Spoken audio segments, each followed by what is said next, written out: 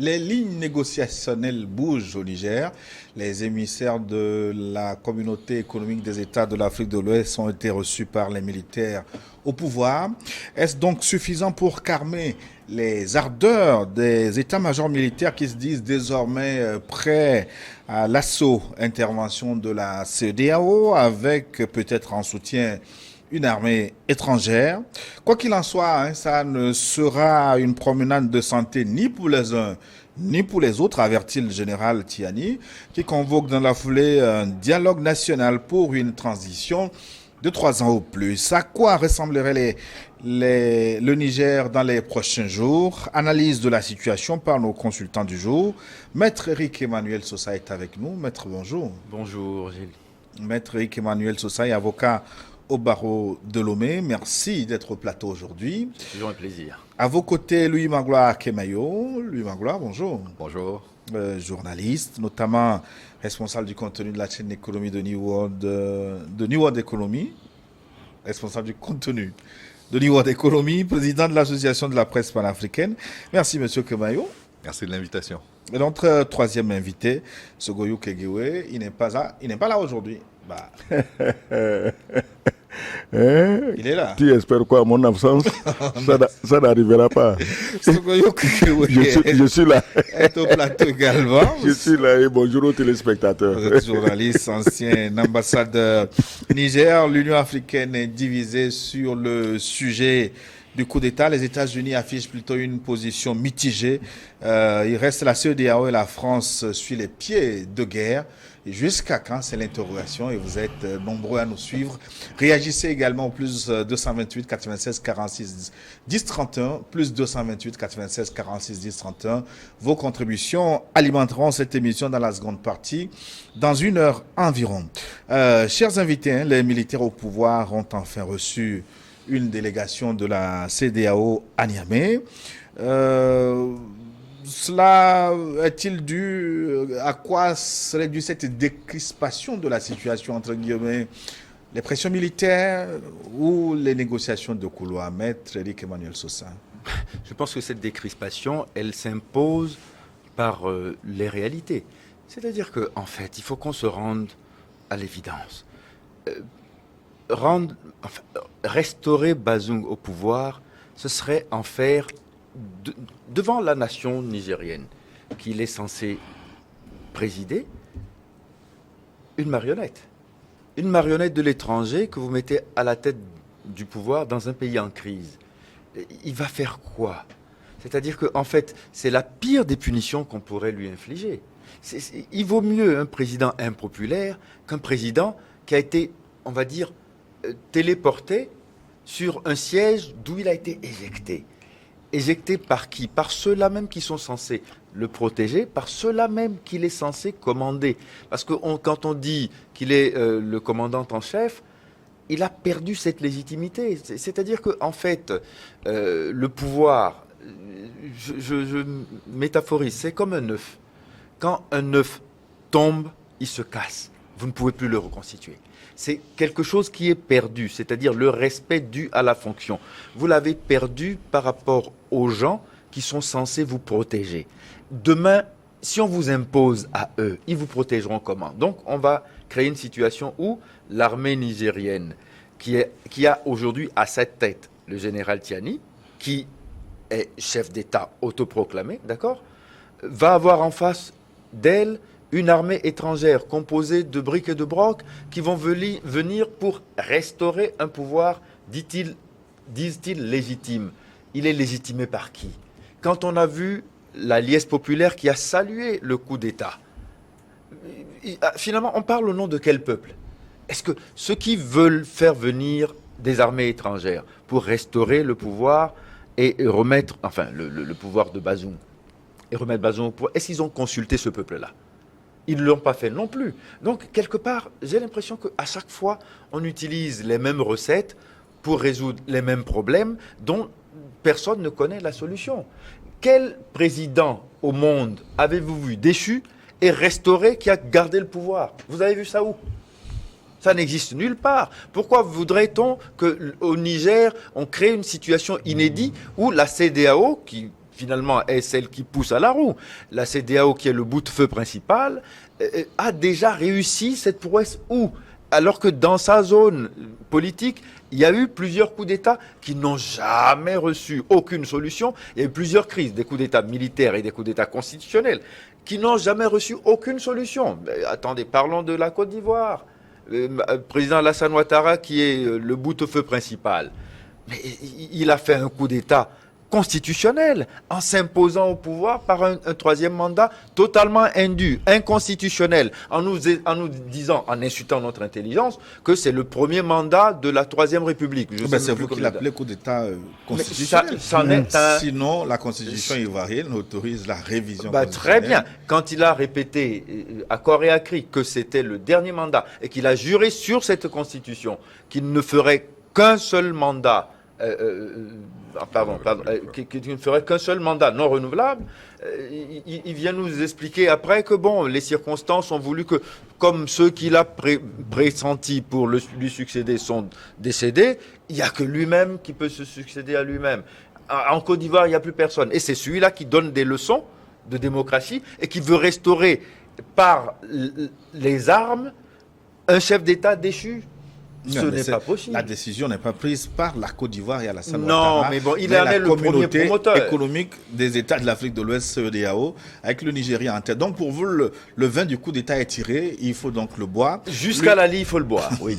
Lui, Magloire Kemayou, pourquoi cette délégation de la CEDEAO, qui avait été déjà conduite à Niamey, cette fois-ci est reçue par les militaires? Non, je crois que même si on constate qu'aujourd'hui, le coup d'État est pratiquement consommé, il y a quand même besoin de rappeler la base. La base, c'est que le coup d'État n'est pas le mode de dévolution du pouvoir dans nos pays.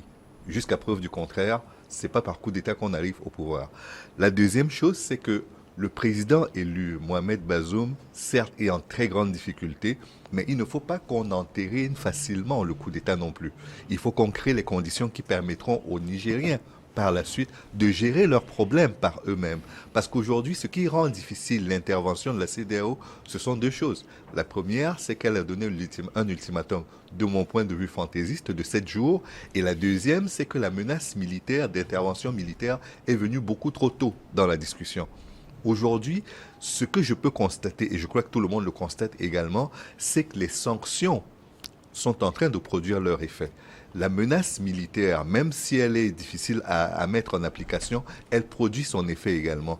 Et donc, à ce titre-là, chacun est obligé de faire un pas vers l'autre. La CEDEAO a repoussé l'intervention militaire et les militaires aujourd'hui estiment qu'ils peuvent accueillir les délégations qui viennent pour une négociation. Ça signifie qu'on ouvre la porte pour quelque chose qui permettra probablement d'avoir une discussion nationale et ne plus être dans une domination totale de celui qui est le plus fort, c'est-à-dire de l'armée et de ceux qui ont pris le pouvoir. Pour moi, c'est plutôt un bon signe. Que ce soit par rapport à ce qui s'est passé, c'est-à-dire l'intervention un peu malencontreuse de la CEDEAO au début, ou par rapport à la suite des événements, je pense qu'il faut rester optimiste. La menace de l'intervention militaire n'est pas complètement levée, mais le fait que la junte au pouvoir, que les militaires au pouvoir acceptent de discuter et acceptent aussi d'ouvrir la discussion à l'ensemble de la nation, pour moi, c'est un bon signal. Mais écoutez, ces temps-ci, c'est très difficile de parler de paix. Celui qui parle de paix est vu, traité, vilipendé comme, disons, le diable. Pourquoi les autorités nigériennes ont accepté de recevoir la délégation de la CEDEAO? C'est que, pendant que des agités versent le sable, le sel dans les rouages pour les gripper, il y a quand même d'autres qui mettent de l'huile pour rendre fluide, pour que la machine puisse continuer à tourner.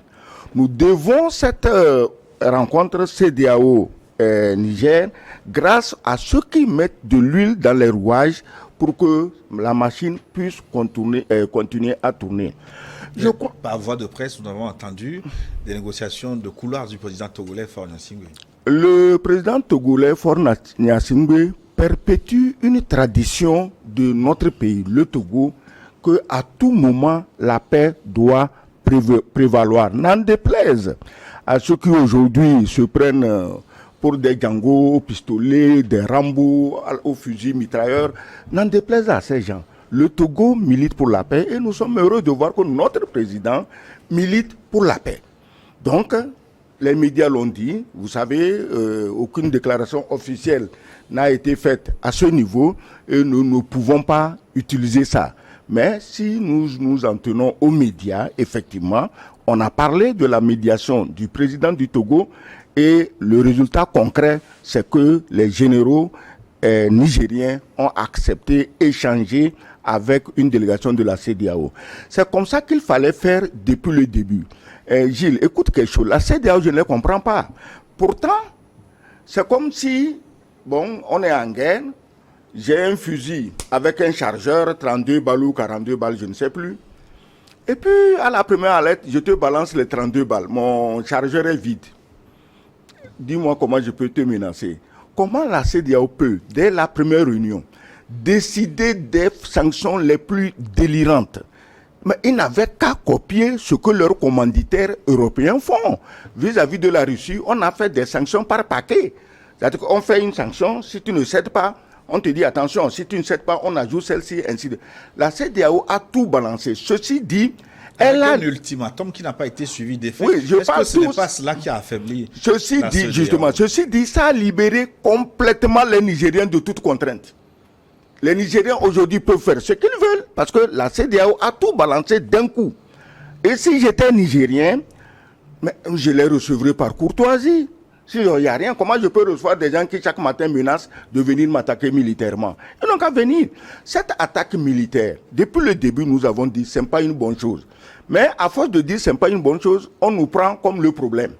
Mais les va-t-en-guerre, ceux qui croient que bon, ils vont arriver à Niamey, les soldats nigériens sont alignés, on met une mitrailleuse, prrr, on les descend, on rentre, on prend Bazoum, on le met sous le fauteuil au palais, on revient défiler à Abidjan.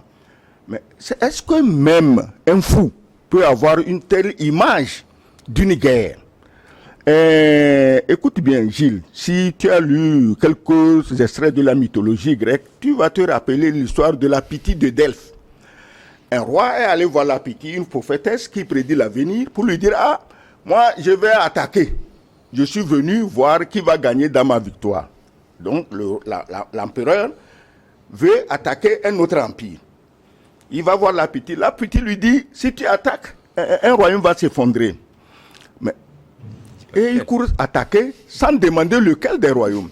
Et c'est lui qui a été défait. Celui qui attaque là, c'est lui qui a été défait. Il revient voir la Pythie, mais attends, tu m'as menti, puisque la Pythie a dit non, je t'ai dit un royaume va s'effondrer. Je ne t'ai pas dit que le royaume de celui que tu attaques va s'effondrer. Cette mythologie attend les va-t-en-guerre à Niamey. Ils seront pas seulement effondrés, ils seront écrasés, réduits en bouillie. Ils vont aller chercher même la viande de leurs soldats, un morceau, pour aller enterrer, ils ne verront pas ça. Les Nigériens, c'est des guerriers quand même. On ne va pas continuer à s'amuser. Alors, à force de dire on fait la guerre, moi je suis maintenant partisan de la guerre. Ils n'ont qu'à aller. Louis Magloire Arkemayo, l'option militaire de toutes les façons est encore sur la table. Nous sommes prêts à intervenir dès que l'ordre en sera donné. C'est ce que les chefs d'état-major militaires réunis à Accra ont dit la dernière fois. Mais au fond, est-ce que cette option militaire n'est pas une option contre-productive à la fin? Je ne sais pas. Ce que je sais, c'est qu'elle n'est pas populaire. C'est qu'elle n'est pas populaire parce que vous prenez les pays membres de la CEDEAO, le Togo ne sait pas prononcer, mais tout le monde sait aujourd'hui que c'est une position qui n'est pas la sienne, celle d'aller directement à la guerre. Vous prenez le Mali, le Burkina, la Mauritanie qui n'en fait pas partie, mais c'est la même chose, ils ne sont pas favorables. Vous prenez l'Algérie, elle n'est pas favorable. Vous prenez le Tchad, il n'est pas favorable non plus.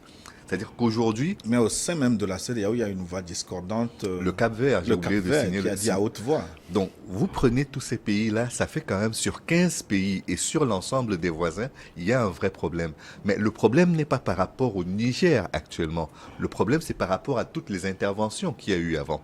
Quand vous prenez la situation en Irak, on nous a expliqué qu'en intervenant militairement, on allait résoudre le problème de l'Irak. Vous voyez dans quel état le pays se trouve aujourd'hui. Vous prenez la Somalie sur le continent africain, c'est exactement la même chose. La Libye, sur laquelle il y a eu une résolution des Nations Unies qui a permis d'aller attaquer, est dans un état aujourd'hui d'un pays qui n'existe plus. Donc, quand vous prenez tous ces précédents et que vous y ajoutez aujourd'hui le cas du Niger, les voisins sont en état de légitimité de dire nous avons peur de l'intervention militaire. Donc, c'est pas juste une vue de l'esprit, c'est qu'il y a une succession d'événements historiques qui font que la menace militaire, pour être appliquée, doit quand même être suivie d'un certain nombre de précautions que l'on n'a pas l'impression que la CEDEAO a prises complètement. Et donc, pour moi, aujourd'hui, il faut que ces précautions soient prises.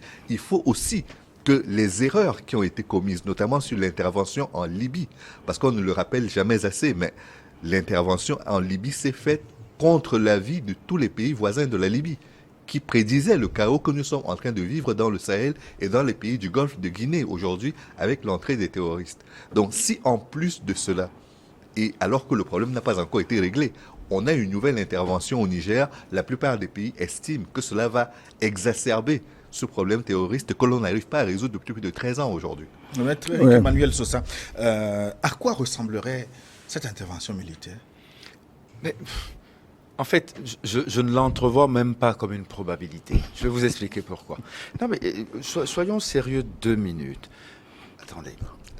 Donc, on est en train d'imaginer que par la force des armes, on va restaurer M. Bazoum au pouvoir. C'est bien ça le schéma. Hein.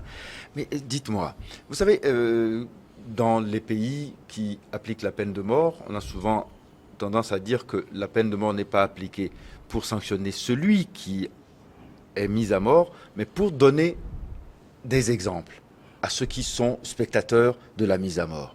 C'est-à-dire qu'en fait, elle est censée être dissuasive.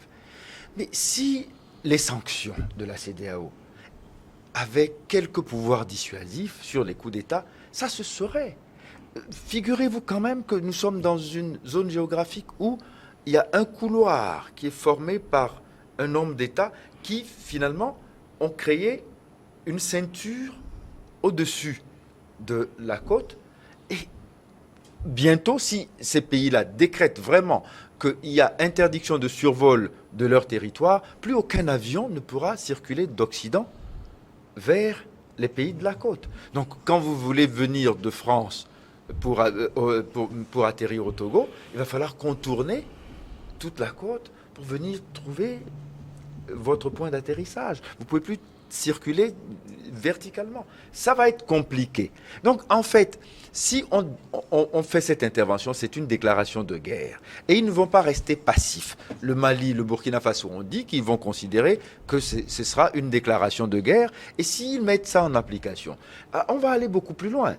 Personne ne pense sérieusement à l'option de la scission de la CEDEAO, qui serait le fait de ces 4 pays qui diraient « nous ne faisons plus partie de la CEDEAO ». Elle aurait quelle légitimité à intervenir? Ce serait une agression étrangère à ce moment-là. Donc ça reste une des probabilités. Et juridiquement, je pense qu'ils ont, si on devait les conseiller, prendre cette option en disant « nous ne sommes plus membres de la CEDEAO ». Qu'est-ce qui va se passer? La CEDEAO, elle est en train de nous supplicier, elle nous sanctionne de partout, elle a contre nous les positions les plus abjectes. Pourquoi voulez-vous que nous en soyons membres? On en est membre pourquoi? On y gagne quoi? Elle ne nous protège pas, elle nous agresse tout le temps. Donc on en sort et à ce moment-là, elle n'a plus rien à dire de nous. Si on arrive à ça, ça sera la défaite définitive et politique de la CEDEAO. C'est peut-être à ça qu'on va arriver si jamais ils optent pour cette option militaire. Oui, Sogoyou Kegeo, l'intervention militaire peut-elle avoir lieu sans le consensus au sein de la CEDEAO? Parce que nous avons au moins une voix discordante. Ça fait la 3e fois aujourd'hui que je dis qu'il n'y aura pas d'intervention militaire. Je le répète. Je le répète encore. Les états-majors militaires se sont réunis, ils ont peaufiné leur stratégie. Les chefs d'état-major étaient à Accra et chacun pensait à comment renverser son président pour mettre fin à la pagaille, parce qu'on les envoie à la pagaille. Tous ceux qui sont là-bas, chacun pensait comment il va renverser son président. Il faudrait qu'on fasse attention. Si dans la CEDEAO, il n'y a pas des stratèges, civils comme militaires, pour comprendre que l'objectif des djihadistes, ce n'est pas le Sahel et que c'est la côte. S'il n'y a pas de gens capables de comprendre ça, les djihadistes sont partis d'où? De la Libye. Ils ont traversé tout le Sahara. Ils sont maintenant au Sahel et déjà, Ils grignotent le Bénin, le Togo. Bon, le Nigeria, c'était chez eux. Ils ont déjà pris une partie du territoire dans la fameuse forêt de Sambisa. Ils sont là-bas. Alors, vous croyez que quand ils grignotent le Togo, ils grignotent le Bénin, c'est pour se promener dans les montagnes de la Takura? Non.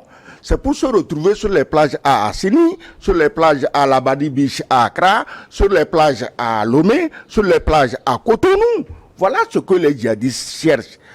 Mais pourquoi il n'y a pas un seul de tous ces généraux, de tous ces machins, chefs d'état-major, qui pense à ça pour dire à son président, mais monsieur le président, le problème des djihadistes, c'est pas de prendre le Mali ou le Niger, non, c'est la côte, c'est la plage. Moi, je crois je crois qu'il faut même aller beaucoup plus loin, parce qu'on sous-estime souvent le fait d'accumuler les problèmes non résolus.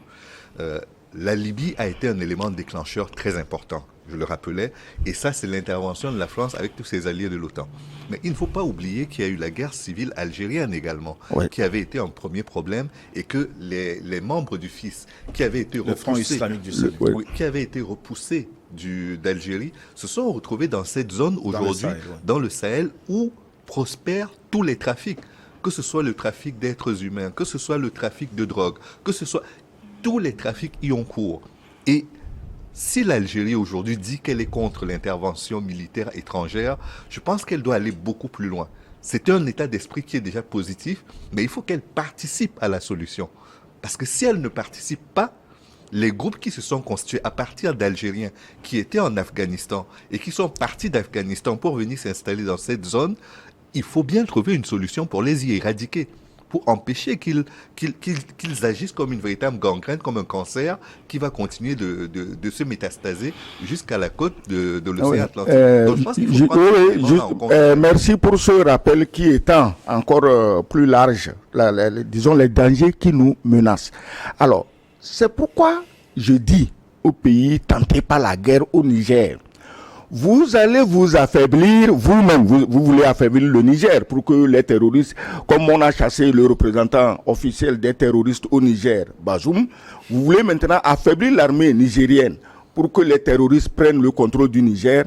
Mais je vous dis à vous, tous les pays environnants, que vous êtes menacés de la même manière. Mais pourquoi le Nigeria... Vous envisagez cette intervention en termes de guerre, forcément. Ça peut être une opération chirurgicale. Tu sais, tout le monde, Gilles, tout le monde, non, laisse tomber.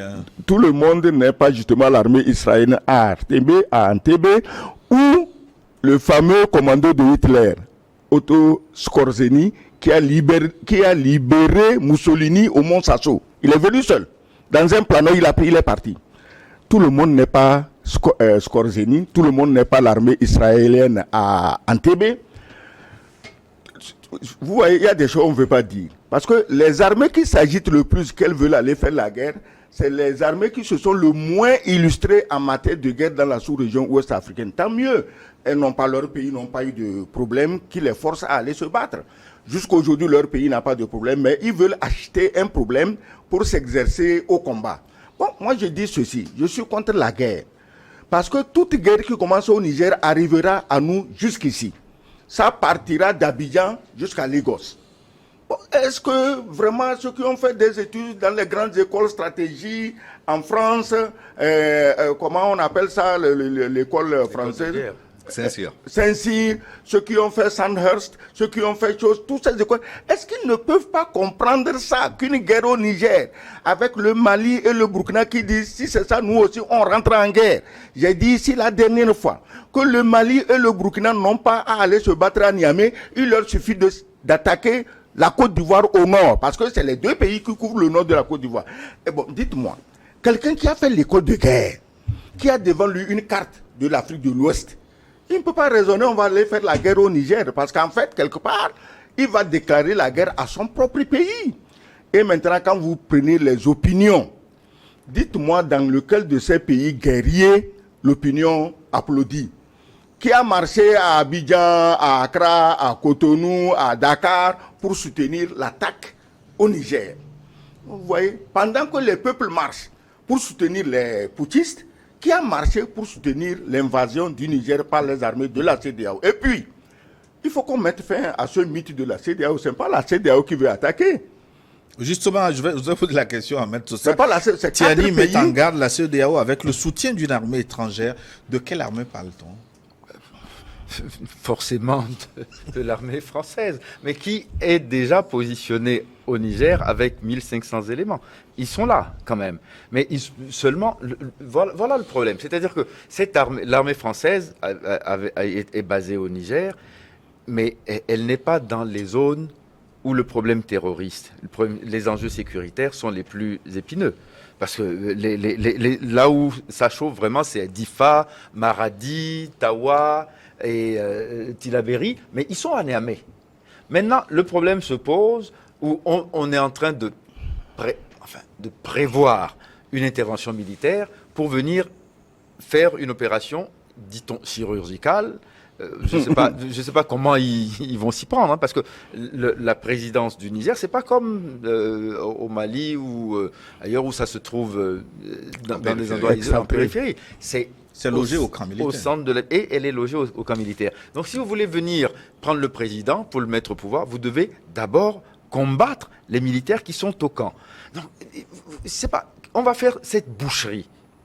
Je sais pas, ceux qui y pensent, je ne sais pas comment ils veulent le faire. Hein, si peut-être ils pensent qu'en marchant sur des sacs de patates et d'oignons, ils vont aller installer Bazoum. Non, ça sera une boucherie. Et cette boucherie, je ne vois pas combien de militaires ivoiriens, nigériens sont potentiellement prêts à aller se faire massacrer pour installer qui? Bazoum. Mais comment? Soyons sérieux 2 secondes. Même si on considère que les chefs d'État sont chefs des armées, il faut qu'ils se rendent compte de ce qui se passe. Ce qui est en train d'arriver à leurs collègues, là, c'est parce qu'ils s'est délégitimé que l'armée l'a déposé. Eux-mêmes vont se délégitimation. Écoutez, bon, vous savez, les coups d'État n'arrivent pas un beau matin parce que les militaires ont une lubie. Hein. Il y a toujours des causes profondes. Et il faut que nous arrivions, nous autres, allez, on va dire, intellectuels qui réunis autour d'un plateau de télévision et qui parlent à la population, il faut que nous apportions une plus-value dans nos déclarations, nos réflexions, et qu'il faut qu'il y ait une plus-value pour ceux qui nous écoutent. On ne fait pas un coup d'État un beau matin parce qu'on est mécontent de ses conditions de travail. Non, c'est pas ça qui s'est passé. C'est qu'il y a eu, regardez quand même, ça a commencé avec le Mali, ça a suivi avec la Guinée, a suivi le Burkina Faso. 2 coups d'État successifs. Un coup d'État dans un coup d'État. Puis maintenant, le Niger. Et on continue de se dire, c'est pas normal, c'est pas normal. Mais on savait depuis longtemps que c'est pas normal parce que tous les présidents qui ont subi ces coups d'État ont été élus démocratiquement. Mais pourquoi leur population ont applaudi au coup d'État? Personne ne veut en parler. Donc, les gens sont fous, ils sont totalement inconscients, amnésiques, et quand on vient enlever un président qu'ils ont élu, ils sont contents. Posons-nous les bonnes questions. Faisons la recherche épistémologique du problème de coup d'État. Bah justement, je vais ouvrir la parenthèse. Lui, Mangla Kemayo, avec quels ingrédients on fait la sauce du coup d'État? Si j'avais été militaire ou putschiste, je vous répondrais très spontanément qu'il y a plusieurs éléments, mais là, je ne les ai pas. Surtout dans le cas du Niger, j'ai beaucoup de mal à concevoir ce qui a amené à ce coup d'État. Oui, mais les militaires au pouvoir parlent de haute trahison. Et ça, c'est après le coup d'État. Ça, c'est après le coup d'État. C'est récent. Oui. C'est par la suite qu'on a eu Ce qui se passe avec le Niger, c'est que il y a quand même eu 10 ans de gestion du pays par le PNDS, notamment par Mamadou Issoufou, qui est le prédécesseur de Mohamed Bazoum. À la fin de son mandat, il décide que le candidat pour lui succéder, c'est son allié politique, parce que le PNDS, ne l'oublions jamais, est une fusion de 2 partis. Et donc, ce partenaire qui a été loyal pendant les 10 ans est désigné comme le candidat du PNDS pour prendre le flambeau de Mohamedou Issoufou, si jamais c'est la volonté des Nigériens. Et il se trouve qu'il gagne l'élection. Sauf que, pour beaucoup, il y a d'autres problèmes qui se posent. Le premier étant que la nationalité de Mohamed Bazoum est contestée au sein de la population. Le deuxième étant que les leaders politiques, notamment Amadou, n'a pas pris part à l'élection présidentielle. Et donc, pour beaucoup, même s'il y a un scrutin qui démocratiquement installe le président Bazoum au pouvoir, il se trouve que des circonstances favorables ont été créées pour cela et donc il n'est pas légitime. Quoi qu'il fasse, il n'est pas légitime. Et pour en rajouter au problème, il y a le fait que l'armée française est chassée et du Mali et du Burkina Faso et qu'elle entre au Niger. Et l'entrée au Niger ne se fait pas avec des fleurs et des biscuits. Il y a des morts, il y a des blessés. Parce que les gens s'opposaient à cette entrée de l'armée française. Cela transforme Bazoum en partenaire, voire en vassal de la France au Niger. Voilà les éléments qui ont été rassemblés pour estimer que Mohamed Bazoum n'était plus l'homme de la situation. Mais, Quand on me parle des élections, de élus, qui a élu Bazoum? Personne ne l'a élu. Son ami Issifou, pardon, son ami, laissez-moi parler, moi quand vous parlez, je n'interromps pas, n'est-ce pas? Son ami Issifou a monté tous les complots, toutes les tractations, les magouilles, les intrigues pour éloigner les vrais politiciens, les enfants du pays comme Ama Amadou, que lui, il vient de citer. Et on l'a mis. Ce n'est pas Issifou qui l'a même mis. C'est des forces extérieures qui l'ont mis pour service rendu dans le massacre au Mali, en Libye. Ils sont venus de là. Donc, et on lui a dit, tu restes ici, tu t'occupes de nos terroristes. Et il s'en occupait très bien.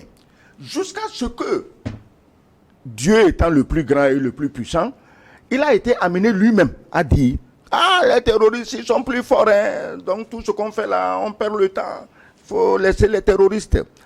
Il a dit, aucune armée n'accepte de telles bravades. Oui, mais comment il a pu arriver à dire ça, que les terroristes sont plus aguerris? Non, il a dit ça. Non, non, attends. Bazoum parlait avec d'autant plus d'assurance qu'il y a 1500 soldats français là-bas, plus de 1000 soldats américains. Bazoum croyait que chacun de ces soldats était son garde du corps particulier. Il s'est dit, rien ne m'arrivera.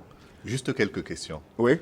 La première, est-ce qu'on peut reconnaître que après avoir dit cela, il y a eu un recrutement, il y a eu une formation qui a permis d'augmenter les effectifs de l'armée nigérienne. C'est-à-dire de partir d'un effectif qui était de moins de 1000 hommes à aujourd'hui près de 8000 voire plus hommes qui sont sur le terrain et équipés.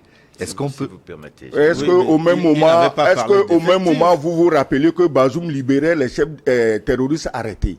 Parce que ce n'est pas la peine de recruter 1000 hommes ou 8000 hommes quand on a préparé les terroristes pour les massacrer. Ça sert à quoi de les recruter? Est-ce que les enfants de Bazoum sont sur le front? Donc, il faudrait que Bazoum ait en mission. Il a rempli une mission jusqu'à ce que l'armée s'éveille par ses propres paroles et le renverse. On ne justifie pas les coups d'État. Personne ne peut être d'accord avec les coups d'État. Personne ne peut dire on a renversé un président, c'est bon. Mais quand ce président est à l'origine de tant de morts, on arrête les chefs terroristes, il les libère. Par reconnaissance, ceux-ci auraient dû arrêter et dire bon. Mais lui, il parle de négociation, de tactique négociation. Le résultat a donné quoi? C'est ça le problème, puisque les chefs même qu'on a libérés sont allés eux-mêmes commettre des massacres. S'ils s'étaient retirés quelque part avec sagesse pour dire bon, au moins, au fait, on aurait pu nous tuer, mais grâce au président Bazoum, on nous a libérés. On ne peut plus aller tuer les soldats du même président Bazoum. Non, ils n'ont pas fait ça. Ils sont retournés tuer les Nigériens. Maître Eric Emmanuel Sossi. C'est vrai. Ce qu'il dit est tout à fait vrai. Le problème, c'est que, en fait, alors que, avant 2019, les groupes terroristes opéraient plus du côté du Mali, du sud de l'Algérie et après au Burkina Faso, on les a trouvés beaucoup plus concentrés sur les frontières nord du Niger. Vous avez Al-Mourabitoum, Akmi, vous avez la Katiba Massina, vous avez Boko Haram qui y est, en Sardine qui y est, alors qu'avant il n'y était pas. Même le JNIM y a trouvé refuge. Alors, finalement, on nous dit qu'il y a eu des forces de repli. C'est-à-dire les forces françaises, Barkhane et tout ça, ils sont venus se réfugier au Niger. Et puis, maintenant qu'ils y sont, j'ai presque peur de dire parce qu'ils y sont, maintenant les terroristes aussi viennent trouver refuge au Niger. Il y a un problème quand même dans la gestion de l'enjeu sécuritaire. Et seuls les militaires sont les plus à même d'apprécier cette réalité et probablement de proposer des solutions. J'ai dit ici déjà, à propos du Burkina Faso, que les militaires sont illégitimes à venir donner des leçons quand eux-mêmes, au front, n'arrivent pas à trouver les solutions militaires pour régler le problème. Vous avez vu, il y a à peine une semaine, on a encore eu, malgré les rodomontades de l'armée au pouvoir, on a encore eu des massacres sur des populations civiles, toujours innocentes. Alors, la question que je pose, c'est vrai, tous ces coups d'État ont eu lieu, on a pris des sanctions, mais jamais personne n'a parlé d'intervention militaire. Pourquoi le Niger est si particulier pour que, pour le cas nigérien, on envisage la solution militaire? Cette question-là, à mon avis, vous devriez la poser aux responsables de la CEDEAO qui appellent à l'intervention militaire et vous verrez ce qu'ils vont vous répondre. Oui. Louis Magoula, Tiani a fait un discours dans la nuit. Il promet une transition de 3 ans et convoque un dialogue national. Est-ce que ces éléments sont suffisants pour ramener au calme tout le monde?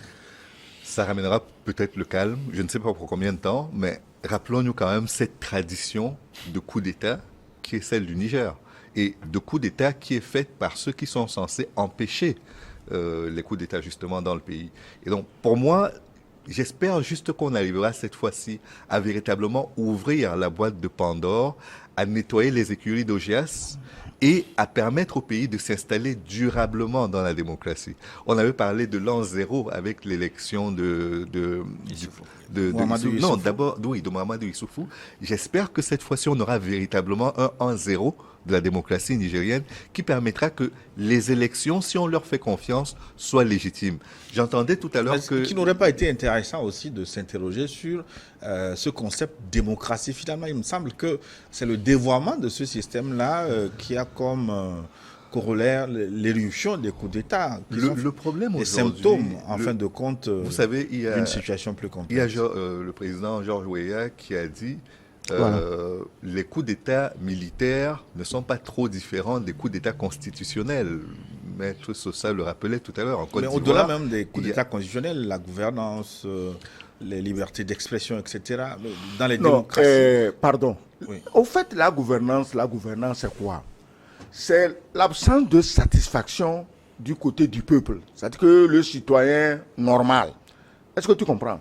Or, ceux qui régentent ces pays ont intérêt à ce qu'ils soient pauvres, misérables. C'est pourquoi le Niger, fournissant plus de 40% d'uranium à l'Union européenne, de l'or, du pétrole, est le plus pauvre du monde. Si quelqu'un, ceux qui ont étudié à Harvard, à Yale, au MIT, peut venir nous expliquer comment ça se passe avec la France, parce que c'est la France qui organise ces misères perpétuelles et éternelles, il vous suffit de vous intéresser à la situation actuelle de Haïti et de son histoire, et vous allez comprendre vers où la France veut diriger nos pays et nos peuples. Donc cette gouvernance, où on se plaît à nous dire, ah, il y a la corruption, mais les corrompus, ils cachent leur argent où c'est chez les Français. Donc, il n'y a pas la corruption. Les banques sont diversifiées maintenant. Oui, mais parce que les gens sont intelligents. Bon, maintenant, cette corruption, c'est vous qui pillez les pays. Le peu que le pays est à vous aider à le voler, on vient cacher ça dans vos banques et vous utilisez ça comme un moyen de pression encore sur les dirigeants. Ah, si tu parles, mais on va bloquer tes comptes. Le type qui a caché toute sa fortune, il ne va pas accepter qu'on bloque ses comptes. Donc, quand on tourne autour du pot, on raconte la vie, le système de laisser les Africains dans une misère perpétuelle est créé, entretenu, ce qui braque nos dollars, nos euros, nos yens, nos yuan, pour nous donner des feuilles de chou qu'on imprime avec 2-3 tampons à Chamalère, on vous envoie. Voilà comment on fabrique et on entretient la misère en Afrique. Mais pour faire la c'est synthèse, ça le problème de gouvernance. Oui, Magla, moi je dirais souveraineté d'abord, démocratie ensuite. Parce que cette démocratie dont on parle sans, comment on dit, vraie indépendance, sans vraie souveraineté, est-ce qu'elle n'est pas factice? Elle est forcément factice. Quand vous êtes sur le marché international avec un produit comme l'uranium et que votre principal client fait bloc contre vous, vous n'avez pas une force de négociation. Si vous produisez par exemple du savon et que je suis le seul à acheter votre savon, les conditions de négociation ne sont pas les mêmes. Vous ne le consommez pas, votre savon. Donc si je ne l'achète pas, vous n'en ferez rien. Et donc aujourd'hui, c'est la situation dans laquelle se trouvent la plupart des pays africains. C'est-à-dire que nous sommes obligés aujourd'hui de constater que nos modèles d'indépendance ne sont pas viables. Avant de parler même de gouvernance, c'est déjà ça qu'il faut voir. Est-ce que nous sommes obligés d'aller vers les industries extractives, sachant que nous n'en avons aucun contrôle et que nous ne contrôlons même pas son marché? C'est idem pour le marché de l'agriculture. Quand on parle aujourd'hui de souveraineté alimentaire et d'autosuffisance alimentaire, pourquoi nos pays se plaisent encore à être dans la culture de rente qui ne vont qu'à l'extérieur et sur lesquels ils n'ont aucun contrôle. Qu'il s'agisse du cacao, qu'il s'agisse de l'anacarde, qu'il s'agisse du café, nous sommes de grands producteurs, mais cela ne nous rapporte rien. Je rappelle juste une image que le président Chirac avait utilisée une fois. Il dit, quand vous achetez 1 kilogramme de café à un pays africain, cela vous permet de faire 50 tasses. Mais vous l'achetez au prix d'une tasse. À l'époque, c'était 5 francs. Il dit, avec 1 kilo, vous achetez l'ensemble de... avec le prix d'1 kilo, vous achetez une tasse. Et si jamais aujourd'hui, on se retrouve... tasse, là, ce n'est pas garanti, puisqu'il y a l'affaire des devises aussi, hein, qui sont... Non, mais ça, c'est secondaire. Ça, c'est secondaire. Je veux dire... Ce n'est pas du tout secondaire. Non, c'est secondaire. C'est secondaire parce que nous parlons de souveraineté. Après, on parlera du rapport aux autres pays. Mais la souveraineté ici, c'est de dire, nous arrivons à consommer ce que nous produisons et à produire ce que nous consommons. Et ce n'est pas le cas de la plupart de nos pays.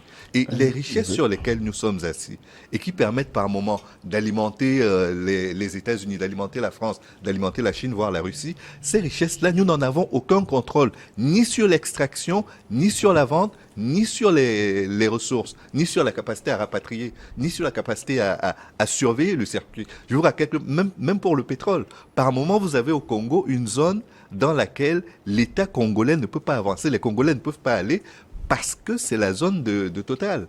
Et donc, à partir de là, si on vous dit qu'on a chargé deux barils, vous les croirez parce que c'est déclaratif. Et donc, pour moi, la souveraineté commence par le fait de dire, je veux être autonome en sachant que je produis ce que je consomme et que je consomme ce que je produis. Après, si je peux vendre à l'extérieur, il faudrait que je me donne les moyens de contrôler ce marché-là. Et si je ne peux pas le faire, peut-être qu'il faudrait que je rétropédale. Gilles, nous sommes enfarinés depuis 1960. Un pays qui n'a pas sa monnaie n'est pas souverain. Ramenez-moi ici les meilleurs étudiants de l'ENA, de Sciences Po à Paris, qu'ils nous expliquent si un pays qui ne contrôle pas sa monnaie est souverain. Il ne l'est pas. Un pays dont le territoire est occupé par des bases militaires extérieures n'est pas souverain. L'Afrique, nos pays n'ont jamais été souverains. Et les quelques Africains qui ont voulu lever la tête, ils sont tous 6 pieds sous terre. Maintenant, vous me parlez des produits comme le café, le cacao. Même en produisant un produit qui n'est consommé qu'à l'extérieur, on peut en faire quelque chose chez soi. Allez à Accra, à l'aéroport, dans les grands hôtels, mais vous trouverez une multitude de chocolats fabriqués au Ghana. Je me suis exercé à ça à l'aéroport d'Abidjan. Il n'y a pas un seul chocolat fabriqué en Côte d'Ivoire. Ça commence, c'est bien. Oui. C'est la différence entre la colonisation anglaise, qui est une colonisation éclairée, qui a donné des indépendances éclairées avec des pays qui ont leur monnaie, qui ne sont pas envahis par des bases militaires, qui ne sont pas obligés d'acheter des fusils obsolètes d'Angleterre parce que c'est l'Angleterre qui vend. Et la colonisation française, où vous n'avez le droit... Mais, attendez, on a dit la dernière fois qu'on va... Ça ne commence pas à changer. Moi, j'ai vu dans certains pays, le Bénin, par exemple, qui commence par transformer l'anarcade, le coton pour exporter du textile des États-Unis, le Togo avec la plateforme industrielle d'Adjetico. Est-ce que cette tendance... Non, je ne parle pas du Togo pour ne pas rendre jaloux tous les hystériques qui nous vilipendent, qui nous montrent du doigt. C'est pourquoi je ne parle pas du Togo. Maintenant, au Ghana, on fait le chocolat. Vous dites qu'on a commencé en Côte d'Ivoire, mais bravo, voilà des choses sur lesquelles on peut applaudir le président de Côte d'Ivoire. C'est pas pour avoir construit un pont dont le péage est pour Bug.